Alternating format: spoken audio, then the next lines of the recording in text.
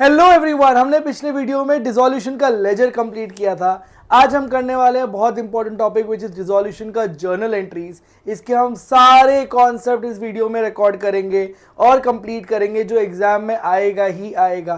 There are high chances dissolution के journal entries exam में आते हैं and it's one of the most easiest journal entries out of your syllabus. खाली कुछ concept है जो आपको पता होने चाहिए। Alright, let's revise the previous task. हमने कुछ इंपॉर्टेंट पॉइंट्स किए थे that there are three types of liabilities. सबसे पहले third party liability. Third party liability are known as outsiders liability. तो जो भी बिजनेस के बाहर जो पार्टनर से रिलेटेड नहीं होता उस आउटसाइडर्स लायबिलिटीज को हम बोलते हैं third parties liability. Second party liability होती है पार्टनर्स लोन।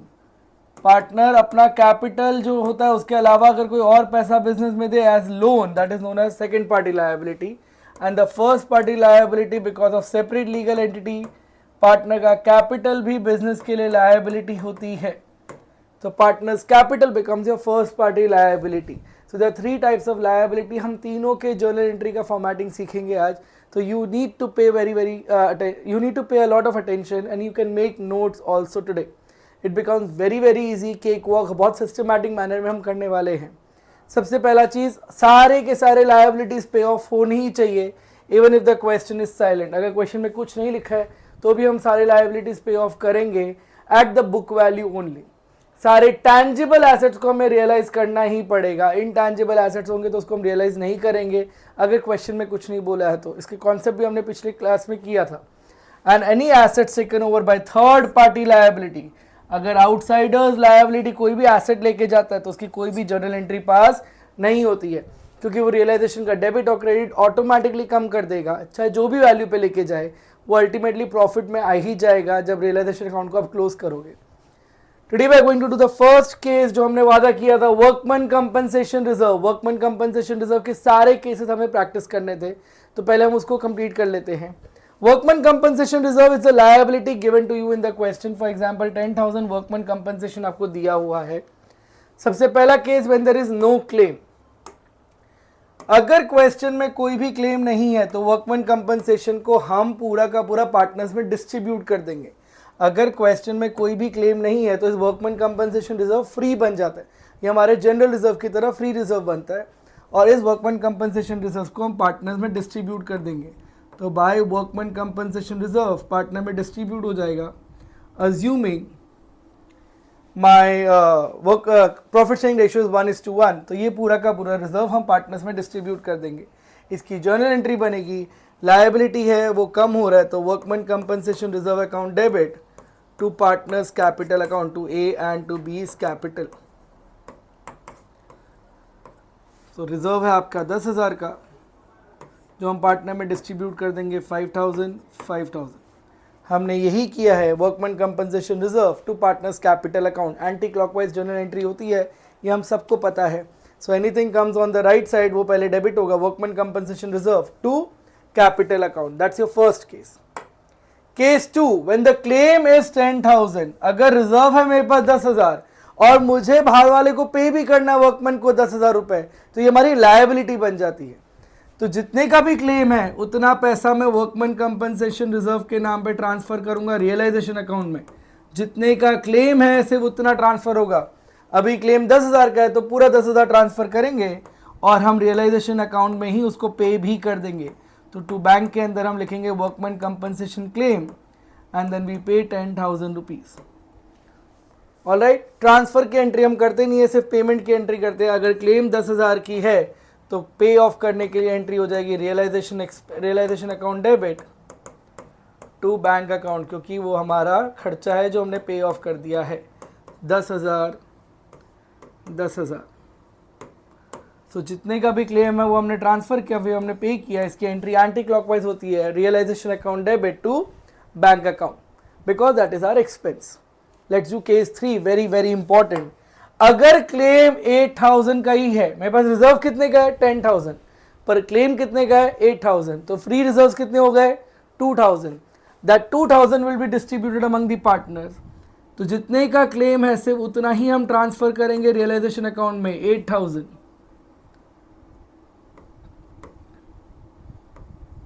और उतना पूरा का पूरा हम पे भी कर देंगे टू बैंक के अंदर।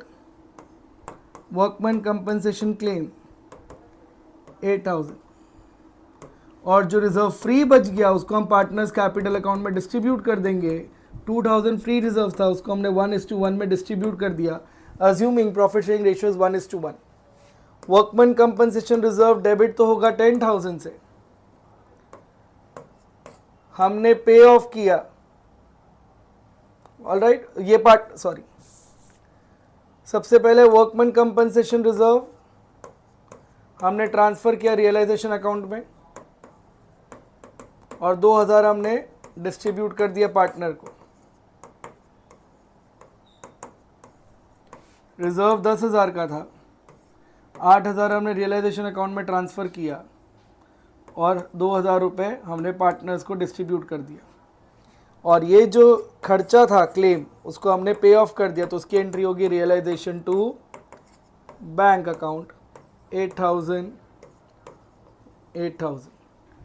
WCR2 realisation, WCR2 partners capital, तो पहले WCR2 realisation to partners capital हमने डिस्ट्रीब्यूट किया, फिर रियलाइजेशन टू बैंक हमने पे ऑफ कर दिया। ऑलराइट, तो जितने का क्लेम है सिर्फ उतना ही रियलाइजेशन अकाउंट में रिजर्व ट्रांसफर होगा, और उतना हम पे भी कर देंगे। जो फ्री रिजर्व बचेगा वो हम पार्टनर्स कैपिटल अकाउंट में डिस्ट्रीब्यूट कर देंगे। That becomes your case 4। Let's case 3, let's do case 4। अगर क्लेम रिजर्व के अमाउंट से ज्यादा है, तो क्लेम 10,000 का है पर रिजर्व 10,000 का है पर क्लेम 12,000 का है, तो कोई भी फ्री रिजर्व बचा क्या? इनफैक्ट उससे ज्यादा पे ऑफ करना है, तो फ्री रिजर्व बचा नहीं, तो पार्टनर्स कैपिटल अकाउंट में कुछ आएगा नहीं। जितने का रिजर्व है वो हम ट्रांसफर कर देंगे, 10,000 पूरा का पूरा ट्रांसफर कर दिया, और पेमेंट के टाइम पे हम पे करेंगे 12,000 workman compensation claim. Your liability is paid more than the amount, so we have paid 12,000। सबसे पहला केस ट्रांसफर की entry WCR workman compensation reserve हमने ट्रांसफर किया रियलाइजेशन अकाउंट में, 10,000 का हमने रिजर्व ट्रांसफर कर दिया रियलाइजेशन अकाउंट में। फिर हम जब पेमेंट करते हैं, पेमेंट में एंट्री आती है realisation account debit to bank account, और पेमेंट हमने किया 12,000 रुपीज। तो WCR2 realization, realization to bank. Alright, these were the 4 cases of workman compensation reserve. एकदम सिंपल लॉजिक है, जितने का क्लेम उतना ही रियलाइजेशन अकाउंट में जाएगा, बाकी का पार्टनर में डिस्ट्रीब्यूट हो जाएगा। इस केस में क्लेम ज्यादा था तो फ्री रिजर्व बचा नहीं, तो पूरा का पूरा हमने ट्रांसफर किया रियलाइजेशन अकाउंट में क्रॉस साइड में, एंड हमने पे कर दिया 12,000। These were the 4 cases of workman compensation reserve. Let's do the next journal entries, which is journal entries of realization account. एकदम सिंपल लॉजिक है, अगर आपको रियलाइजेशन अकाउंट बनाना आता है एंटी क्लॉकवाइज एंट्री होगी। पूरी जर्नल एंट्री में सिर्फ 3 या 4 वर्ड ही यूज होता है। आप चाहे क्रेडिटर्स को पे ऑफ करो, चाहे आप एसेट्स बेचो, उसके नाम नहीं आते। इट्स ओनली कैश और bank that comes under the journal entries. Alright, you need to pass the journal entries for the following transaction on the dissolution of firm of P&Q। जब सारे एसेट्स एंड लायबिलिटीज ट्रांसफर कर दी है, जब भी ऐसा question आता है transfer की एंट्री आपसे नहीं पूछी जाती है, आपको सिर्फ केसेस की जर्नल एंट्रीज बतानी होती है। Everyone pay attention. Bank loan of 12,000 was paid, पैसा आया गया। अगर क्वेश्चन में, लेट्स डू सर्टेन रिविजन, अगर क्वेश्चन में पैसा आता है तो बैंक अकाउंट डेबिट होगा, because debit what comes in, और हमेशा रियलाइजेशन अकाउंट क्रेडिट होगा। और अगर पैसा जाता है तो वो हमारा खर्चा होता है, तो रियलाइजेशन अकाउंट डेबिट, और पैसा गया तो bank account credit. Simple logic है। पैसा आया तो बैंक टू रियलाइजेशन, पैसा गया तो रियलाइजेशन टू बैंक। पहले हम इतना ही सीखते हैं। अगर बैंक के बदले कोई पार्टनर लेके जाता है अपने कैपिटल के अगेंस्ट, तो पार्टनर का नाम आ जाएगा, partners capital account. That is a basic logic. Let's do the first case. Bank loan of 12,000 was paid, तो पैसा आया या गया? पैसा जाएगा, तो उसकी एंट्री होगी रियलाइजेशन टू बैंक अकाउंट। 12,000 पे किया, 12,000 पे किया, that becomes your first journal entry. Alright, अगर आपको लेजर से समझना, जो मैं 1 या 2 क्वेश्चन में समझाऊंगा, बैंक लोन आप इधर ट्रांसफर करते हो 12,000 का, पे इधर करते हो तो टू बैंक अकाउंट, उसके अंदर बैंक लोन लिखते हो 12,000। एंट्री क्या होती है? Realisation to bank. If this is realisation account entry होगी रियलाइजेशन टू बैंक। तो आप लेजर से जर्नल भी जा सकते हो, बाकी आपको लॉजिक मैंने आपको समझा ही दिया है। ऑलराइट, लेट्स डू के question number 2। Stock worth ₹16,000 was taken over by the partner Q। अगर हम इसको बेच देते तो पैसा आता, तो उसकी एंट्री होती बैंक टू रियलाइजेशन। अगर बैंक की जगह पार्टनर लेके जाता तो पार्टनर का नाम आ जाएगा Q टू रियलाइजेशन। तो Q's capital account to realisation account 16,000 का वो एसेट लेकर गया, बेचते तो एंट्री आता बैंक टू रियलाइजेशन, अगर पार्टनर लेके जाता तो पार्टनर का नाम Q's capital to realisation. Case 3, partner P paid to the creditor. अगर पार्टनर नहीं पे करता तो हम पे करते, तो पैसा जाता, तो पैसा जाएगा तो उसकी एंट्री होगी रियलाइजेशन टू बैंक। अभी बैंक की जगह पार्टनर पे कर रहा है तो उसकी एंट्री होगी realisation to partners capital which is P's capital. Creditor को पे किया वर्थ ₹4,000, तो realisation account debit to P's capital 4,000। It is very simple. Slowly and gradually the level will increase. Let's do case 4. Alright, please read case 4. An asset not appearing in the books of accounts realized 1200. Assets books में थे नहीं, लेकिन उसको बेच के हमने पैसे कितने कमाए? 1200 रुपीज। पैसा आया गया, पैसा आया तो उसकी एंट्री होगी बैंक टू रियलाइजेशन। पैसा आता है तो bank account debit to realisation. बेटा एसेट बेचो, जानवर बेचो, इंसान बेचो, कुछ भी बेचो, पैसा आया तो बैंक टू रियलाइजेशन, पैसा गया तो realisation to bank. 1200 case 5, which is case E. Alright, this is D. Let's do case E. Expenses of realization 2,000 was paid by a partner Q। पैसा आया गया, पैसा गया तो एंट्री आएगी realisation to bank, but because partner pay कर रहा है तो बैंक की जगह पार्टनर का नाम आ जाएगा to Q's capital. Realisation expenses 2,000 का था, जो पार्टनर ने पे किया तो पार्टनर का नाम आएगा 2,000। Let's do case F. Profit on realisation 36,000 was distributed between the partner। तो अगर मैं लेजर बनाऊं रियलाइजेशन अकाउंट का, credit is more than debit तो प्रॉफिट आता है, और प्रॉफिट पार्टनर में बढ़ता है तो एंट्री क्या होती है realisation to P to Q। Alright, partners का कैपिटल अकाउंट बढ़ जाएगा क्योंकि प्रॉफिट उनको मिलेगा। बाकी मैंने आपको लेजर से भी समझा दिया। प्रॉफिट कब आएगा? When the credit is more than debit. तो आप इधर लिखते हो तो एंट्री आएगा realisation to P to Q। Profit दिया हुआ 36,000 and this 36,000 will be distributed in the ratio of 5:4, 20,000 and 16,000. Alright, this becomes certain examples of journal entries. It is very easy बेटा। आप कुछ भी बेचोगे या कुछ भी पे ऑफ करोगे उसका नाम आता ही नहीं है। They are simple journal entries, इसमें 3 या 4 वर्ड ही आता है। अभी के लिए हम 3 या 4 ही करेंगे, स्लोली ग्रेजुअली जब लेवल बढ़ेगा तो लोन अकाउंट वर्ड भी आ जाएगा। रियलाइजेशन, बैंक या पार्टनर का नाम, सिर्फ ये 3 ही वर्ड आ रहा है। If you see all the journal entries, realisation, bank या पार्टनर का नाम ही आ रहा है जर्नल एंट्री में। चाहे आप एसेट्स बेचो, फर्नीचर लेके जाओ, स्टॉक लेके जाओ, लोन पे करो, nothing else comes in the journal entry. Alright, और जितना पैसा आया है, जितना पैसा गया, सिर्फ वही रिकॉर्ड होता है। This becomes your 6 cases. Let's do some more. Pass the journal entries for the following in the books of Paras and Priya। तो पार्टनर का नाम है Paras and Priya. There was an old furniture in the firm which has been written off completely from the books and it was sold for 3,000। Furniture पुराना था, business से हटा दिया तो उसको स्क्रैप में बेच के हमने 3,000 रुपये कमाए। पैसा आया गया, पैसा आया तो उसकी एंट्री होती है बैंक टू रियलाइजेशन। पैसा आता है तो एंट्री होती है बैंक टू रियलाइजेशन। 3,000 रुपये आए तो 3,000 लिखने का। प्रॉफिट लॉस को इग्नोर करो, जितना पैसा आया, जितना पैसा गया, सिर्फ उसकी एंट्री रिकॉर्ड करते हैं। अगला, आशीष एक ओल्ड कस्टमर जिसका अकाउंट 1,000 रुपीज से हमने बैड डेट्स मान लिया था प्रीवियस ईयर में, उसने 60% ऑफ द रुपीज पे कर दिया। He has paid 60% of the amount. पैसा आया या गया? पैसा आया। कितना पैसा आया? 1,000 रुपीज का 60% पैसा ही आया। पैसा आया तो एंट्री होगी बैंक टू रियलाइजेशन। और सिर्फ 600 रुपीज़ आया तो सिर्फ 600 की एंट्री करेंगे। मैंने आपको बोला प्रॉफिट या लॉस को नहीं देखने का, तो the entry becomes bank to realisation. Paras, who is a partner, agreed to take over the firm's goodwill at a valuation of 30,000। अगर हम पारस को नहीं देते तो हम उसको बेच सकते थे, बेचने से पैसा आता, तो बैंक टू रियलाइजेशन वर्ड होता।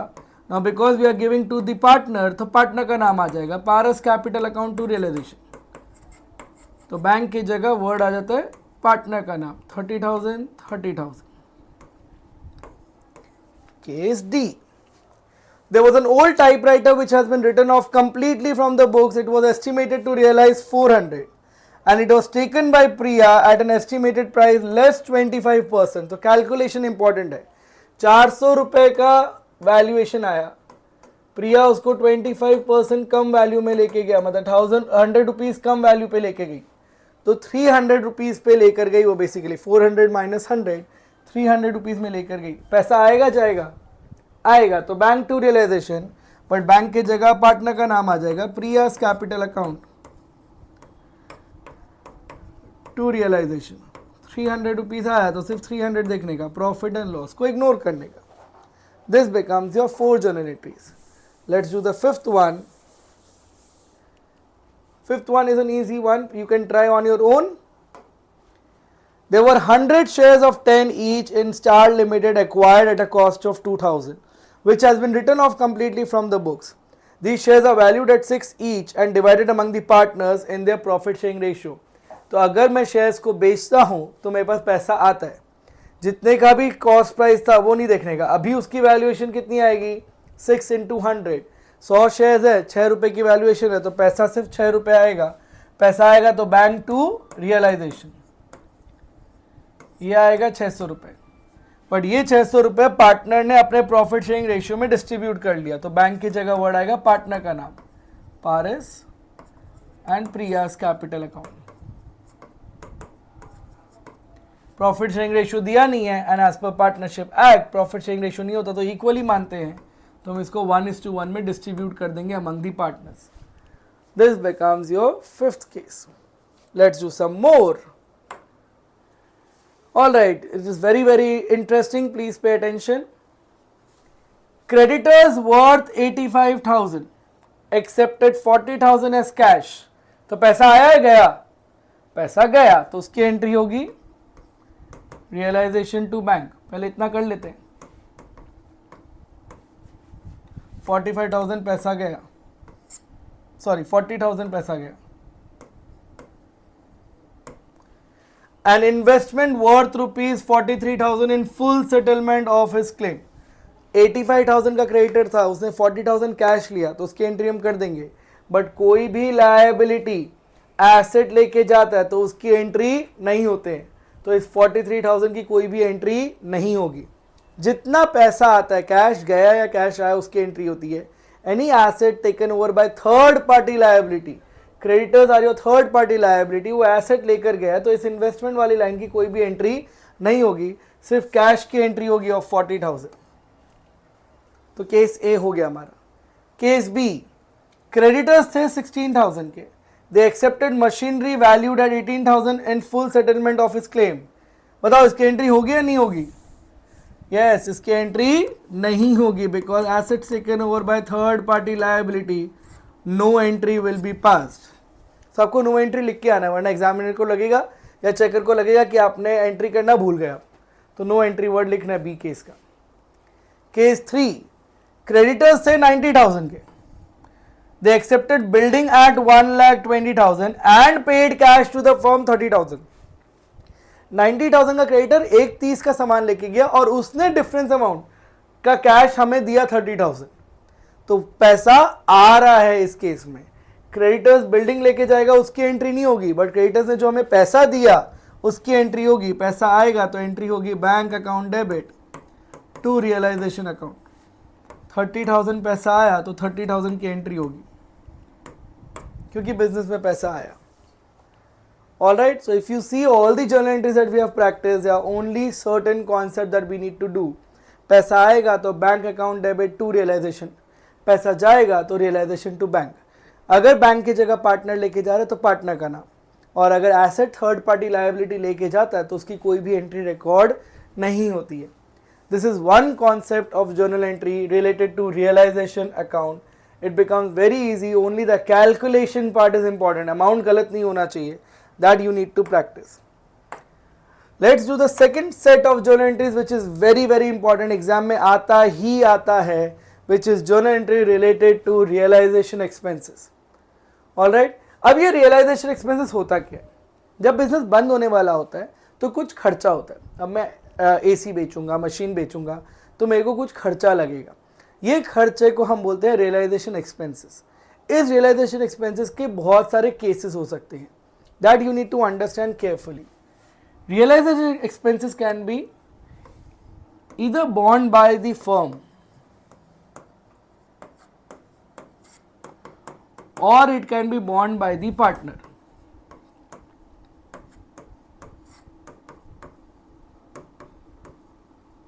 Alright, for example, मैं और शाहरुख खान पार्टनर और मैं शाहरुख खान को बोलता हूँ Shahrukh Khan it's not working any more between us. तो हम दोनों ने मिल के डिसाइड किया कि बिजनेस बंद करेंगे तो खर्चा भी पूरा का पूरा फर्म बेयर करेगा. ऑलराइट, और मैं और XYZ पार्टनर और XYZ में किसी का मर्डर कर दिया और फिर हमारे वजह से बिजनेस बंद हो रहा है, तो गलती किसकी है? पार्टनर की. तो वो XYZ ही सारा खर्चा बेयर करेगा. सो it can be borne by the partner. ये एग्रीमेंट में लिखा भी हो सकता है या ओवर द ड्यू कोर्ट जो भी गलती करता है वो खर्चा बेयर करता है as per the court order as well.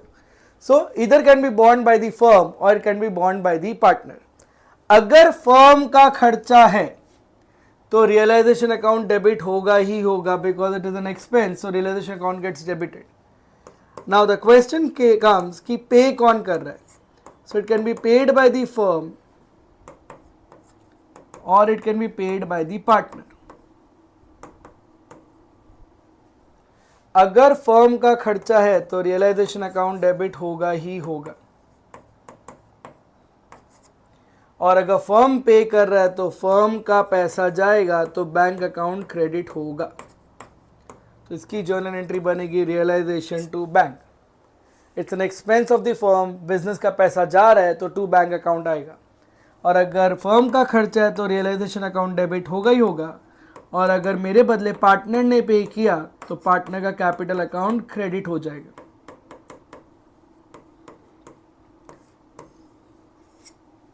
Alright, कई बार होता है ना कि बिजनेस में कैश नहीं है तो चलो मैंने पॉकेट से एक बार निकाल के पैसा दे दिया, तो अब मुझे बिजनेस से वापस लेना है तो मेरा अकाउंट क्रेडिट हो जाएगा और बिजनेस का खर्चा है तो उसका अकाउंट डेबिट हो जाएगा. So that becomes your two case. When it is borne by the firm it can be either paid by the firm or it can be paid by the partner. If it is paid by the firm, the entry becomes realization to bank, and if it is paid by the partner, the entry becomes realization to partner's capital account. The second case can be borne by the partner. अगर खर्चा partner का है then it can be paid by the firm or it can be paid by the partner only.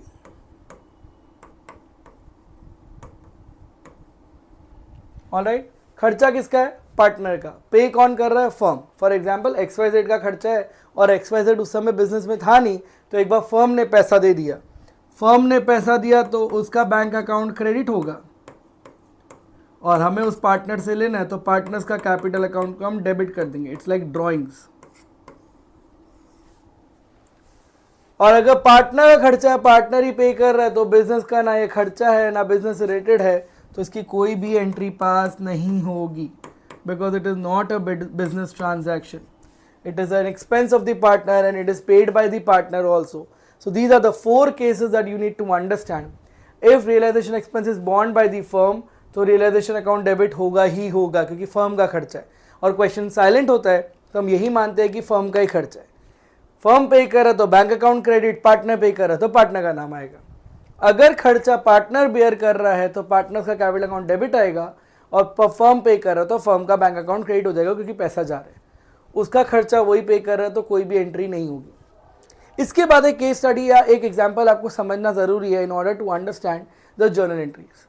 Alright, मेरा birthday है for example and I want to throw a birthday party and I have given 10,000 rupees to ए.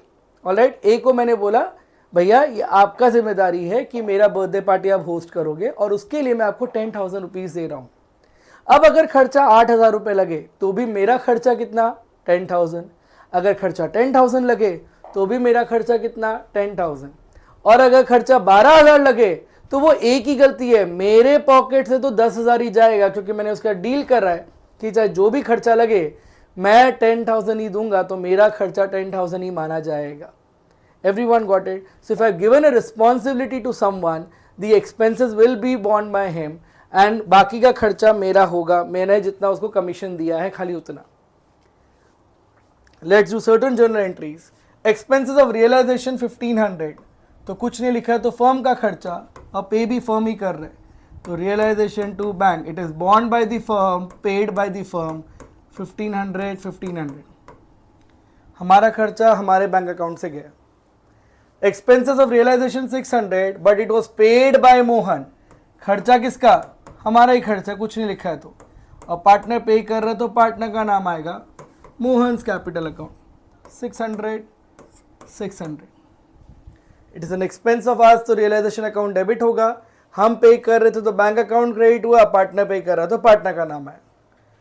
मोहन एक partner है, was asked for to look into the dissolution of the firm for which he was allowed a commission of 2,000। हमने मोहन को 2,000 रुपये दिया, मैंने birthday party के लिए 10,000 रुपये दिया था, तो मेरा खर्चा कितना 10,000, यहाँ पे हमने काम करने के लिए मोहन को दिया 2,000 रुपये, तो realisation account debit to Mohan's capital account, firm का खर्चा 2,000 जो वो पार्टनर को पे कर रहा है 2,000। All right, and last is not related to realisation, but ये आपको आना चाहिए। मोटर कार है 50,000 का, जो क्रेडिटर लेके गया 40,000 in full settlement, asset taken over by third party liability, no entry will be passed. Quest part D, no entry. Alright, that was for your practice. Let's do some more question. Realization expenses of 15,000 were met by Rahul, a partner, was paid by the firm. खर्चा किसको bear करना है, partner को, पर पे कौन कर रहा है, फर्म। अगर पार्टनर का खर्चा है तो पार्टनर का अकाउंट डेबिट होगा, और पे हम कर रहे हैं तो टू बैंक अकाउंट, और राहुल का खर्चा तो राहुल अकाउंट डेबिट होगा, Rahul's capital account. Amount is 15,000। Alright, खर्चा पार्टनर का, पे बाय द फर्म, बॉन्ड by the partner, paid by the firm, entry होती है पार्टनर्स कैपिटल टू बैंक। ये बहुत इजी फ्लो चार्ट हमने सिखाया है ताकि आपकी जर्नल एंट्रीज गलत नहीं हो।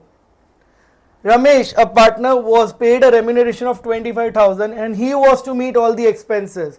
मेरा बर्थडे पार्टी 10,000 का था, सारा खर्चा वो पार्टनर पे करेगा, तो फर्म का खर्चा कितना लगेगा 10,000।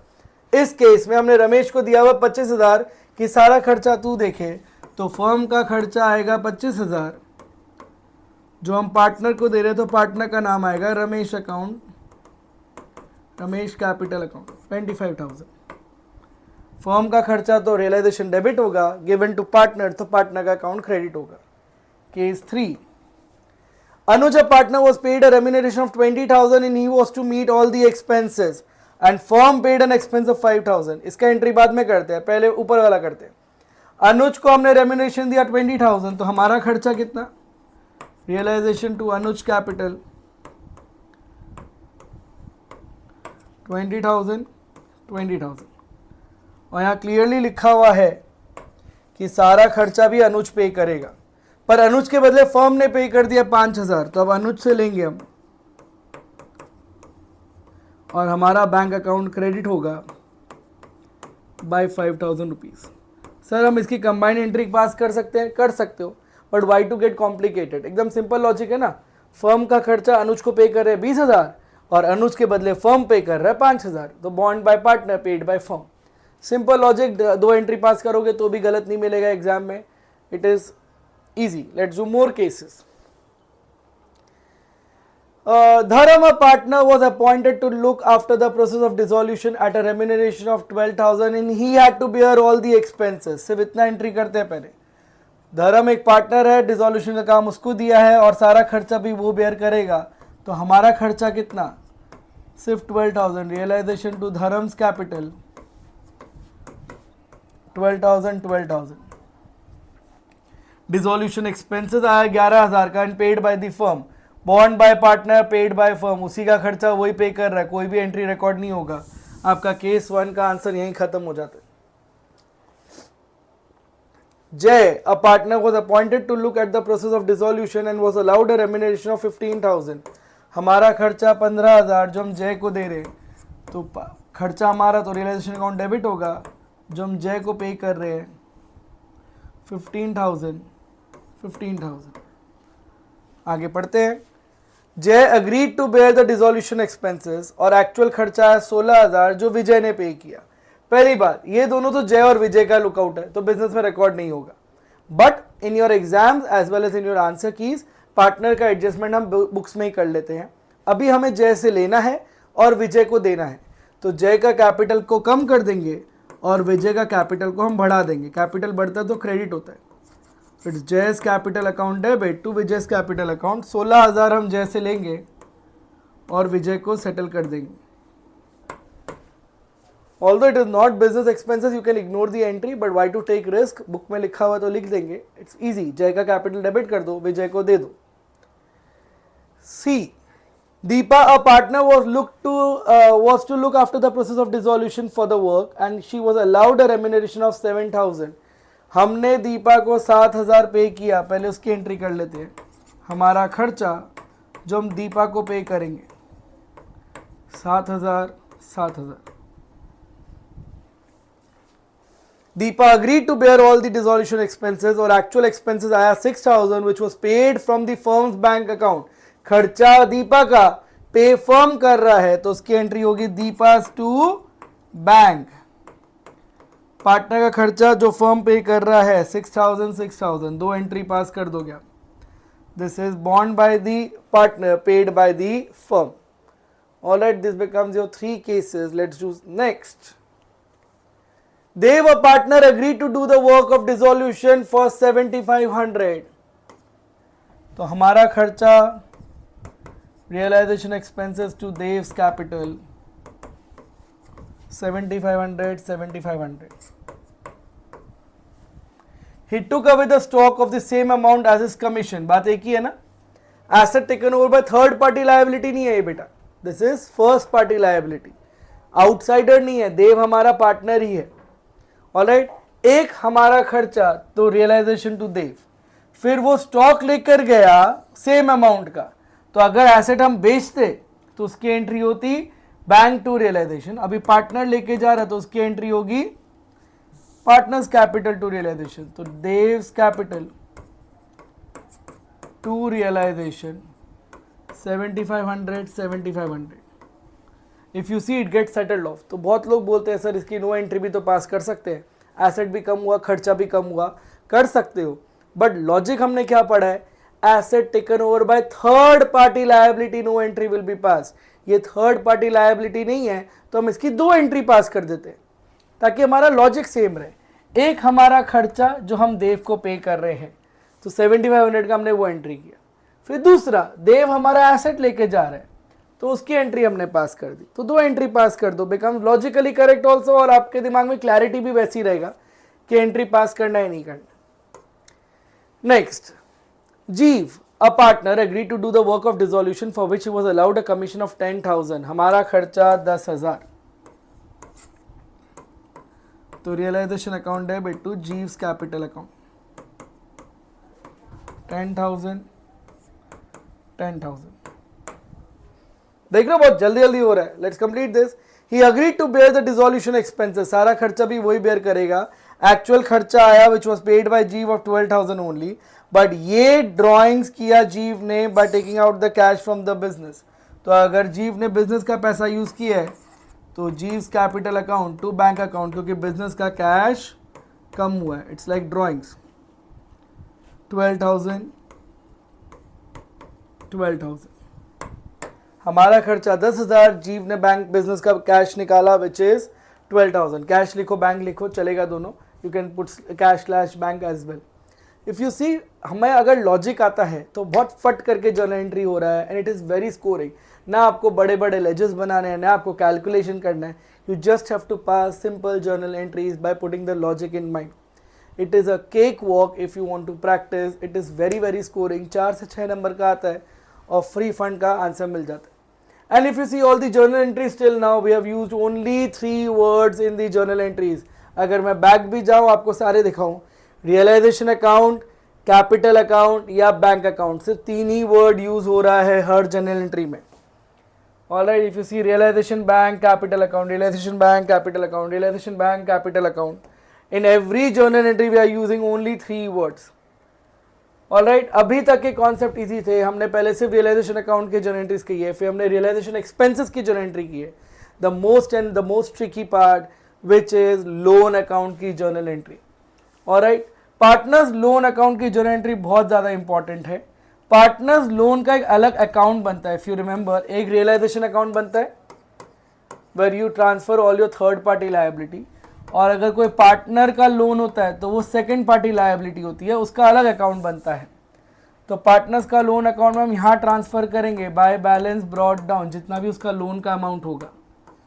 अब इसको सेटल कैसे करते हो उसकी जर्नल एंट्री हम सीखने वाले हैं. इसके बहुत सारे केसेस है that you need to understand. Simply please please please pay attention, it is very important. यही आपका मेक और ब्रेक है in dissolution. As loan account है, उसका बैलेंस हमने ट्रांसफर कर दिया 10,000. ये आपको पता है, आपने लायबिलिटी में लोन दिया था ए का 10,000, उसको क्रॉस में आपने उतार दिया, उसका अलग लेजर बनाया which is 10,000 you have transfer. Case 1, अगर क्वेश्चन साइलेंट है and we know all liabilities has to be paid off, तो हम इसको पे कर देंगे टू बैंक अकाउंट 10,000. तो इसकी जर्नल एंट्री होगी एज लोन टू बैंक. तो केस 1 की जर्नल एंट्री हुई as loan account debit to bank account. तो अगर पार्टनर का लोन अकाउंट वर्ड आता है तो पार्टनर का लोन आपका जर्नल एंट्री में नाम आने लग जाएगा, as loan to bank. Case 2, this was case 1. Case 2, अगर हमने ए को पे किया 8,000 इन फुल सेटलमेंट, ए का लोन कितने का 10,000, हमने पे किया 8,000 इन फुल सेटलमेंट, तो बाकी का 2,000 रुपए का मेरे आपको फायदा हुआ एंड दैट फायदा goes to realisation account 2,000 rupees.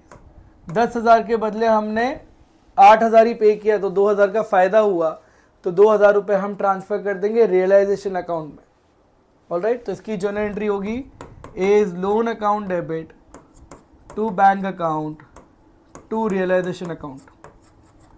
ए का लोन तो 10,000 रुपये का ही था, हमने पे किया 8,000 रुपये और 2,000 का फायदा हमने रियलाइजेशन अकाउंट में ट्रांसफर कर दिया. Anti clockwise journal entry. Alright, this is case 2. Case 3, when A took furniture of 8,000 against his loan. Alright, टू फर्नीचर लेकर गया, कोई भी एसेट लेके जाता तो वर्ड आता है रियलाइजेशन अकाउंट. 8,000 रुपए का फर्नीचर लेकर गया. ऑलराइट, 10,000 का लोन था, 8,000 का अभी तक फर्नीचर लेकर गया है. फर्नीचर ऑलरेडी हमने रियलाइजेशन अकाउंट में ट्रांसफर कर दिया है, तो यहाँ पे वर्ड आएगा रियलाइजेशन. कहीं भी फुल सेटलमेंट वर्ड नहीं लिखा है ना इस केस में, मतलब बाकी का 2,000 रुपए देना बाकी है, और अगर लोन का अमाउंट पे करना बाकी है तो all expenses has to be paid off. तो 2,000 रुपए हम पे भी करेंगे. 10,000 की जगह 8,000 का एसेट लेकर गया, पर फुल सेटलमेंट में नहीं लेके गया, मतलब 2,000 का लोन अभी भी बाकी है जो हमें पे करना ही पड़ेगा. So question becomes very very important, पूरा पेमेंट नहीं हुआ है. तो केस 3 की एंट्री होगी as loan account debit to realisation account to bank account. 8,000 रुपये, 2,000 रुपये का हमें पे करना पड़ेगा. That becomes your case 3. Alright, let's do more cases. Case 4, A took furniture worth rupees 8,000 in full settlement against his loan. मतलब बाकी का पैसा देने की जरूरत नहीं है. अगर वो फर्नीचर लेके गया तो यहाँ वर्ड लिखते हो रियलाइजेशन 8,000 रुपये, और बाकी का 2,000 रुपये का फायदा हुआ, वो फायदा भी हम ट्रांसफर कर देंगे रियलाइजेशन अकाउंट में. This realisation is for furniture and this is for gain 2,000 रुपये. वो फुल सेटलमेंट में लेके गया है तो हमें पैसा पे करने की ज़रूरत नहीं है। एज कैपिटल अकाउंट केस 4 कर रहे हैं, as loan account, sorry as loan account तो 10,000 से डेबिट होगा ही होगा। और टू रियलाइजेशन करोगे आप 8,000 फर्नीचर के लिए, और टू रियलाइजेशन करोगे आप 2,000 गेन के लिए। सर एक ही जर्नल एंट्री में 2 बार सेम नाम आता है एक ही साइड में तो अच्छा नहीं लगता है, इसीलिए आप इसका एक और एंट्री पास कर सकते हो जो मैं बोलता हूँ करना ही चाहिए। एज लोन टू रियलाइजेशन 8,000 8,000, फिर एक और एंट्री पास करो एज लोन टू रियलाइजेशन 2,000 2,000। इसके नरेशन में लिख दो he took furniture against his loan and this is gain on settlement of loan account. Narration में डिटेल लिख दोगे तो चलेगा। तो आपने एज लोन टू रियलाइजेशन एक एंट्री पास किया, फिर एज लोन टू रियलाइजेशन दूसरा एंट्री पास किया। This becomes very very important case 3 and 4। Case 3 में फुल सेटलमेंट नहीं था, केस 4 में फुल सेटलमेंट था। Let's do case 5। He took furniture of 12,000 in full settlement against his loan। अगर 12,000 का चीज वो 10,000 को सेटल करने में ले गया तो कहने से फर्नीचर को आपने 10,000 का वैल्यू मान लिया, तो टू रियलाइजेशन 10,000 ही आएगा। वो फर्नीचर होगा 12,000 का, बट उसको हमने सेटल कितने में किया? 10,000 में। Now asset taken over by liability तो है, लोन के बदले एसेट लेकर गया तो asset taken over by liability, no entry pass करना चाहिए ना बेटा? नहीं बेटा, एंट्री पास होगा ही होगा। It is not a third party liability, it is a second party liability, loan के बदले लेके गए। तो केस 5 की एंट्री होगी एज लोन अकाउंट, लोन तो 10,000 से डेबिट होगा, टू रियलाइजेशन अकाउंट 10,000 ही आएगा, चाहे वो कितने का ही एसेट लेकर जाए। अगर ज़्यादा वैल्यू ऑफ एसेट है तो उसको कम कर देंगे हम, तो हमारा 12,000 का एसेट 10,000 का वैल्यूएशन मान लेंगे, क्योंकि वो 10,000 का ही लायबिलिटी सेट ऑफ कर रहा है। Alright, this becomes your case 5। Case 6, जब ए को हमने 11,000 पे किया including interest against his loan, तो पे कितना किया? टू बैंक अकाउंट हमने 11,000 पे किया, जो 1,000 रुपए का लॉस हुआ दैट गोज अंडर रियलाइजेशन। तो इसकी 2 एंट्री पास होगी, as loan account debit 10,000 to bank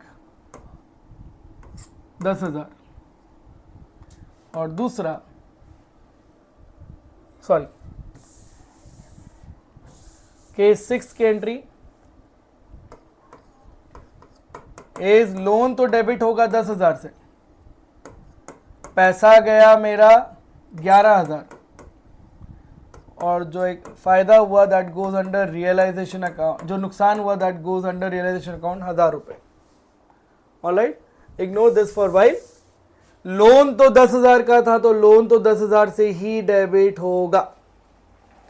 alright, bank से 11,000 रुपए गया और रियलाइजेशन अकाउंट में 1,000 रुपए आएगा। लोन अकाउंट में इधर वर्ड आएगा टू बैंक 10,000 ही, और बाकी का जो 1,000 रुपए का हमने एक्स्ट्रा पैसा दिया दैट इज योर लॉस, तो उसकी एंट्री होगी रियलाइजेशन टू बैंक। आप लोन का अमाउंट को बढ़ा नहीं सकते हो। केस 6 ध्यान से समझते हैं, वो 11,000 हमने उसको पे किया तो 1,000 रुपए का लॉस होगा। लोन है 10,000 का, pay 11,000, difference amount goes to realisation account, this is the loss that you have to bear 1,000 rupees extra. These are certain cases of loan account that we have done. यही आएगा, इसके अलावा कुछ नहीं आएगा।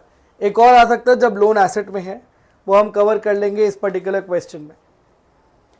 चारू, ध्वनि, इकनूर एंड पावनी, these are 4 partners of a firm। ये आपका सैम्पल पेपर का एक क्वेश्चन है 2 साल पहले का। It is very very important, सबसे ज़्यादा ट्रिकी क्वेश्चन यही था। Let's do it slowly and gradually. Dhwani का लोन था 50,000 का to the firm and was settled by paying 42,000। तो ध्वनि का लोन है तो वो तो डेबिट होगा ही होगा।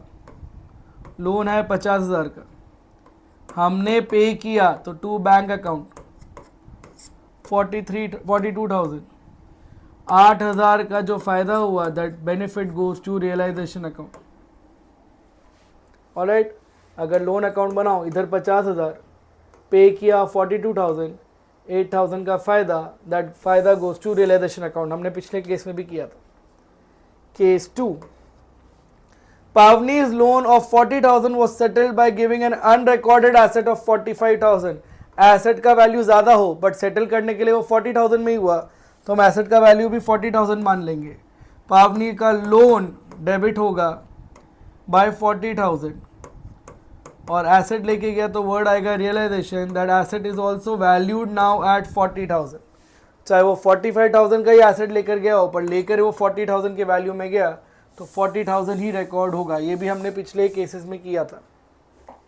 Case 3 is very very important. Please pay attention. I am erasing this for now. Now this is loan to Charu. हमने चारू को लोन दिया तो ये हमारा एसेट बनेगा. तो अगर मैं लोन टू चारू का लेजर बनाऊं तो टू बैलेंस ब्रॉट डाउन आएगा. It's my asset which was of 60,000 was settled by paying to Charu's brother loan of the same amount. Charu का ब्रदर लोन कहाँ जाएगा?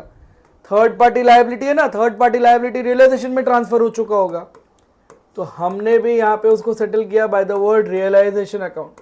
हमने कैश नहीं दिया है, हमने चारू का लोन चारू के भाई के लोन से सेटल कर दिया. चारू का भाई का लोन थर्ड पार्टी लायबिलिटी है जो रियलाइजेशन में ट्रांसफर हो चुका होगा तो वर्ड आएगा रियलाइजेशन. थर्ड केस का एंट्री होगी realisation to loan to Charu. 60,000.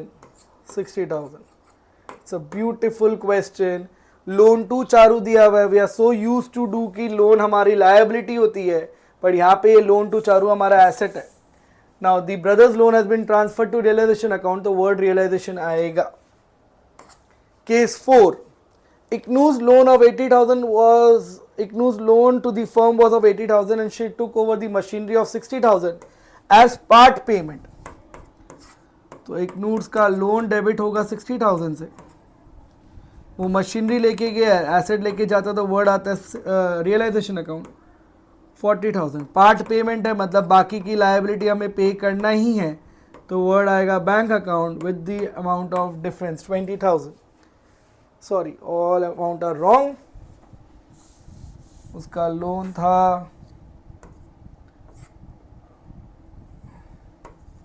Loan था 80,000 का, एसेट वो 60,000 का ले गया और 20,000 का हम पार्ट पेमेंट करेंगे. लोन 80,000 का, एसेट था 60,000 और डिफरेंस अमाउंट 20,000 हमें और पे करना है because all liabilities has to be paid off. तो हमने 20,000 भी पे कर दिया. Alright. So if you see, we have covered almost all the journal entries. We did with workman compensation reserve also. Journal entries जितना practice करो उतना कम है और ये बहुत जल्दी भी प्रैक्टिस होता है. सिर्फ amount calculation is a tricky task. अगर लोन का ड्रामा है तो सिर्फ लोन अकाउंट पे ध्यान देने का. अगर रियलाइजेशन एक्सपेंसेस है तो हमने फ्लोर चार्ट सीखा था, उसकी हेल्प से आप बहुत इजीली कर सकते हो. और अगर डिसोल्यूशन का रियलाइजेशन अकाउंट का एंट्रीज है तो उसमें से 3 वर्ड आता है bank, realisation and partners capital. अगर पैसा आया तो बैंक टू रियलाइजेशन, पैसा गया तो रियलाइजेशन टू बैंक. और अगर हमने बेचा नहीं, कोई पार्टनर ले गया तो बैंक की जगह पार्टनर का नाम. These were the cases of dissolution journal entries. इसके अलावा और कुछ भी नहीं आएगा. Keep practising, your entire dissolution gets over in this particular part only. आप जितने क्वेश्चंस करोगे उतना अच्छा है. कोई भी डाउट हुआ please reach out to me और right in the comment section and I will solve it as soon as possible. All right, all the best, good luck, pack up.